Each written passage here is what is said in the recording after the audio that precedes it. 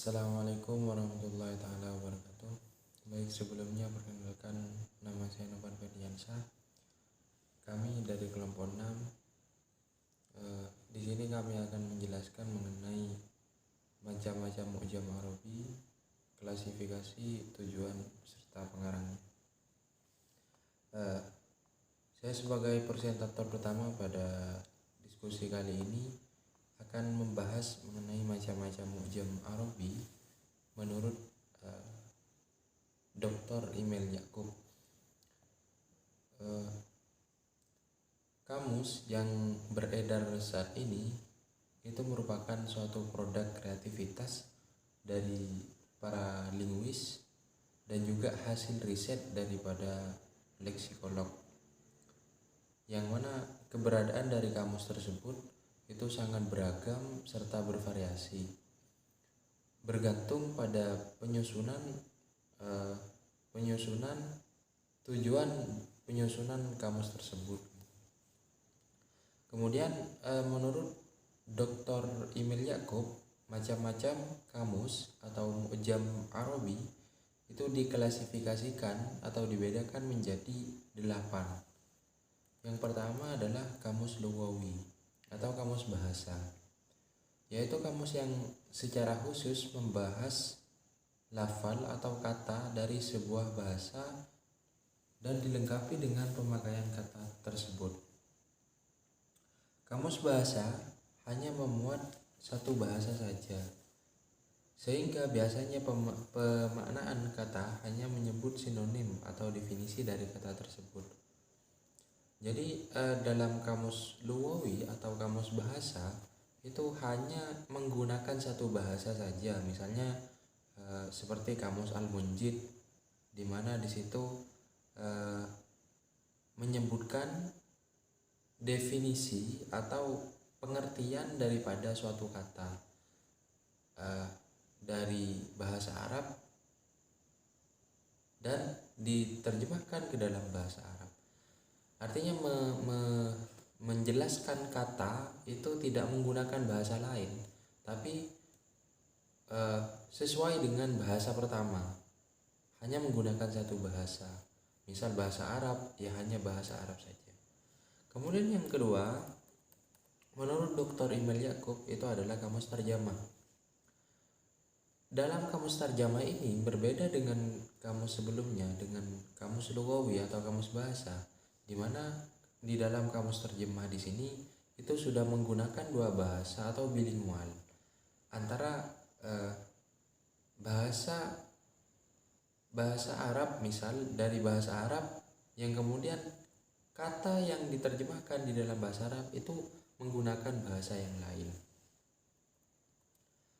di mana pada dasarnya kamus terjemah tergolong kamus yang paling dulu ada, sebab bangsa Smith di Irak pada tahun 300 sebelum Masehi lama mengenal kamus terjemah. Bahwa kamus terjemah memuat kata-kata asing yang kemudian dijelaskan satu persatu dengan mencari padanan makna, mencari makna yang semedan, seperti itu. Jadi konteksnya kalau bahasa kamus tarjamah itu sudah menggunakan dua bahasa itu. Kemudian yang selanjutnya adalah kamus tematik atau kamus maudhu'i. Apa itu kamus maudhu'i? Adalah suatu kamus yang dihimpun berdasarkan tema, berdasarkan topik. Contohnya seperti warna. Yang dihimpun dalam kamus tersebut adalah kosakata-kosakata yang berkaitan dengan warna atau al-alwan, seperti merah, biru, lain dan lain sebagainya. Artinya kata-kata itu diklasifikasikan bukan berdasarkan abjad, akan tetapi berdasarkan tema atau topik. Oleh karenanya dengan menghimpun kata-kata berdasarkan tema tersebut dinamakan dengan kamus tematik atau kamus maudhu'i.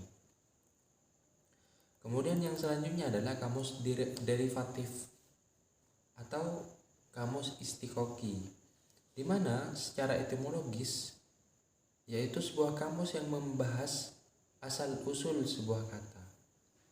Sehingga kamus derivatif atau etimologis berfungsi untuk menginformasikan asal-usul kata.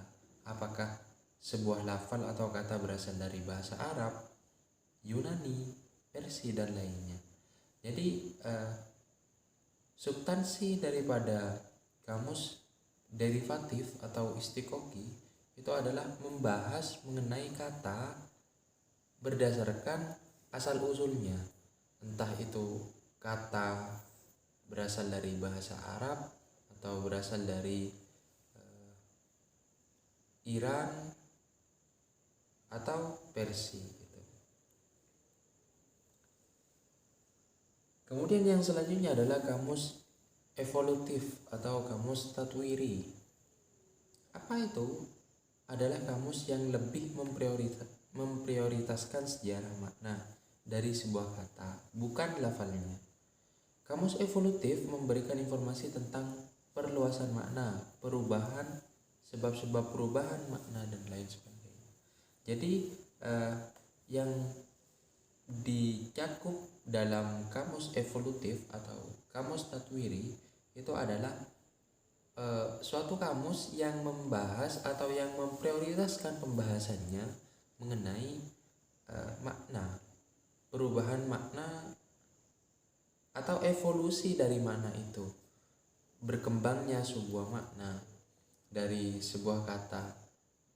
Itu yang menjadi poin pembahasan dalam kamus evolutif atau kamus tatwiri. Kemudian yang selanjutnya adalah kamus spesialis atau takhsisi. Apa itu? Adalah kamus yang dihimpun kata-katanya berdasarkan bidang atau disiplin ilmu. Jadi kamus tersebut dihimpun dalam bentuk suatu disiplin ilmu. Misal ada disiplin ilmu kedokteran.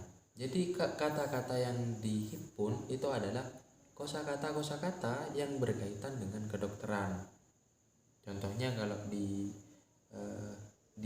disiplin ilmu lain seperti kamus yang ditulis oleh Daud At-Taqi Ad-Darir, kamus yang memuat kata-kata yang khusus berhubungan dengan nama-nama tumbuhan atau serangga. Jadi ini merupakan suatu kamus yang dihimpun kata-katanya berdasarkan suatu disiplin ilmu, yaitu bidang pertanian. Kemudian yang selanjutnya adalah kamus informatif atau dairah atau maklam, yaitu kamus yang mencakup segala hal termasuk sejarah pengguna bahasa, tokoh-tokoh, dan lain sebagainya. Kini kamus informatif lebih dikenal dengan ensiklopedia yang menjelaskan sebuah kata tidak hanya sekedar membahas makna dan derivasi dari sebuah kata, tapi juga mencakup segala informasi lain di luar makna leksikon seperti sejarah, biografi, peta, kronologi, perang, dan lain sebagainya. Jadi dalam kamus informatif itu yang dihimpun tidak hanya makna leksikon, akan tetapi sejarah daripada kata itu, biografi dari pengarangnya, serta peta atau kronologi dan lain sebagainya. Misalnya kamus-kamus yang digolongkan pada kamus yang informatif atau yang sering dikenal dengan ensiklopedia itu adalah kamus-kamus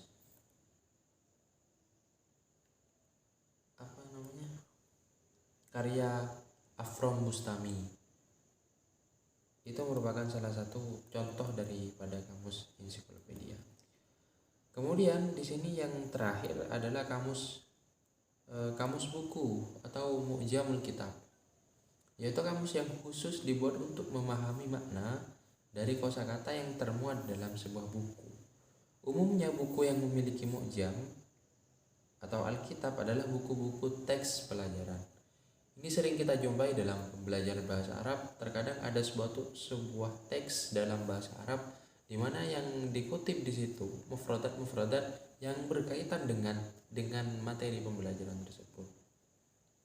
Jadi itu merupakan klasifikasi kamus Arab menurut Dr. Emil Yakub. Mungkin hanya itu yang bisa saya sampaikan. Saya sebagai pemateri pertama, presentator pertama, mohon maaf bila ada kesalahan. Sekian dari saya, kurang lebihnya mohon maaf. Ihdinas siratal mustaqim. Wassalamualaikum warahmatullahi wabarakatuh.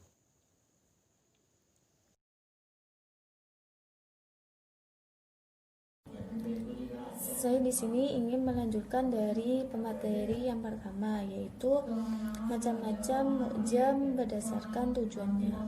Menurut Ali Al-Qasim, fungsi kamus sebagai buku pedoman untuk memahami makna, maka dalam proses penyusunan kamus, penyusunannya tidak bisa mengabaikan eksistensi calon pembaca atau pengguna kamusnya.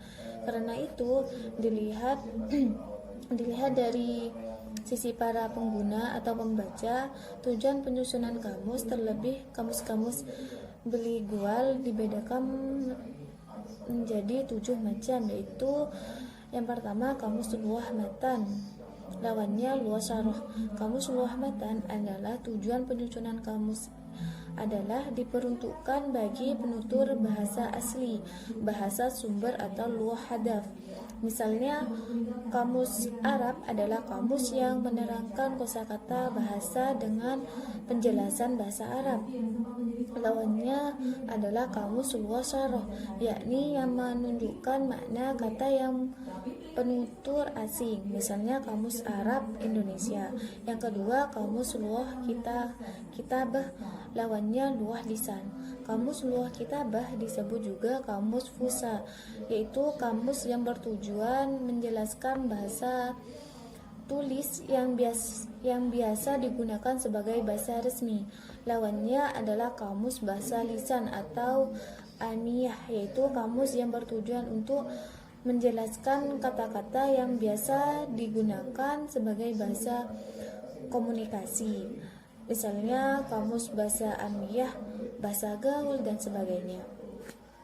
Dan yang ketiga, kamus qori, lawannya kamus mutarjim. Kamus qori adalah sebuah kamus yang ditunjukkan untuk para pembaca bahasa asing. Lawannya adalah kamus mutarjim yang diperuntukkan bagi para penerjemah bahasa asing. Kamus ini menyantumkan sinonim atau pandanan setiap katanya. Yang keempat, kata takbir, lawannya kamus istiqaf. Kamus takbir atau ungkapan adalah kamus yang bertujuan sebagai pedoman bagi pengguna atau pembaca yang ingin menguasai skill kalam yang benar sehingga ungkapannya dapat dipahami oleh pendengar. Lawannya adalah kamus istiqaf, yaitu kamus yang keberadaan berfungsi sebagai pedoman untuk menguasai bahasa.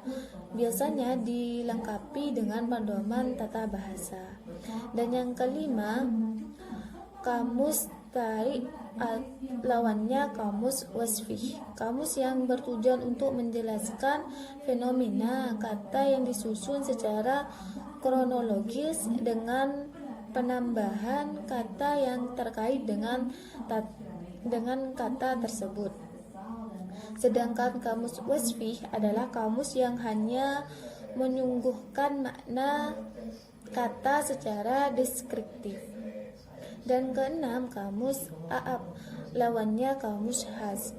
Kamus a'ab diperuntukkan untuk umum, sedangkan kamus khas biasanya diklasifikasikan pada disiplin ilmu tertentu. Yang terakhir, kamus lughah, lawannya kamus mausu'ah. Kamus lughah adalah kamus yang secara spesifik hanya membahas tentang kebahasaan yang meliputi makna kosakata, tata bahasa, struktur morfologis dan sintaksis, contoh-contoh dan sebagainya. Lain halnya dengan kamus mausu'ah yang memuat berbagai informasi yang berhubungan dengan kata yang dibahas dan bukan hanya tentang kebahasaan seperti biografi tokoh, kronologi, sejarah, cabang ilmu pengetahuan, dan sebagainya. Sekian dari saya. Wassalamualaikum warahmatullahi wabarakatuh. Bismillahirrahmanirrahim. Di sini saya akan menjelaskan tentang macam-macam kamus menurut aspek penggunaan bahasa. Di mana di sini terbagi menjadi 3 macam. Yang pertama, kamus eka bahasa atau Uhadiyyatul Lughah, di mana kamus ini hanya menggunakan satu bahasa. Kata-kata yang dijelaskan dan penjelasan maknanya terdiri dari bahasa yang sama. Misalnya, Al-Munjid, Arab, Al-Mu'jam, Al-Wajiz, Kamus Dewan, KBBI, dan sebagainya. Yang kedua di sini kamus dwi bahasa atau Sunayyatul Lughah. Kamus ini menggunakan 2 bahasa, yakni kata masukan dari sebuah bahasa yang dikamuskan diberi padanan atau pemberian takrifnya dengan menggunakan bahasa yang lain. Disebut juga kamus terjemah. Misalnya Al-Maurid Inggris Arab, Al-Munawwir Arab Indonesia, Muhammad Yunus Al-Bisri, dan sebagainya. Yang ketiga di sini kamus multibahasa. Kamus ini sekurang-kurangnya menggunakan 3 bahasa atau lebih. Misalnya kata bahasa Melayu, bahasa Inggris, dan bahasa Cina secara bersamaan. Seperti kamus Melayu Cina Inggris Pelangi karya Yuen Bon Chan pada tahun 2004. Dan di sini yang terakhir, macam-macam kamus berdasarkan bentuk atau ukurannya. Menurut Bo Stevenson, sebuah kamus dilihat dari sisi bentuk dan ukurannya dapat dibedakan menjadi 4 macam. Yang pertama, kamus saku atau Mu'jam al-Jaib, di mana kamus saku memuat kosakata antara 5.000 hingga 15.000 kata. Yang kedua, kamus ringkas atau Mu'jam al-Wajiz, kamus yang mengandung kata-kata kurang lebih dari 30.000 kata. Yang ketiga, kamus sedang atau Mu'jam al-Wasit, mengandung kata-kata kurang lebih antara 35.000 sampai dengan 60.000 kata. Yang terakhir di sini kamus besar atau Mu'jam al-Kabir, kamus yang mengandung kata-kata kurang lebih dari 60.000 kata. Sekian dari saya, kurang lebihnya mohon maaf. Wassalamualaikum warahmatullahi wabarakatuh.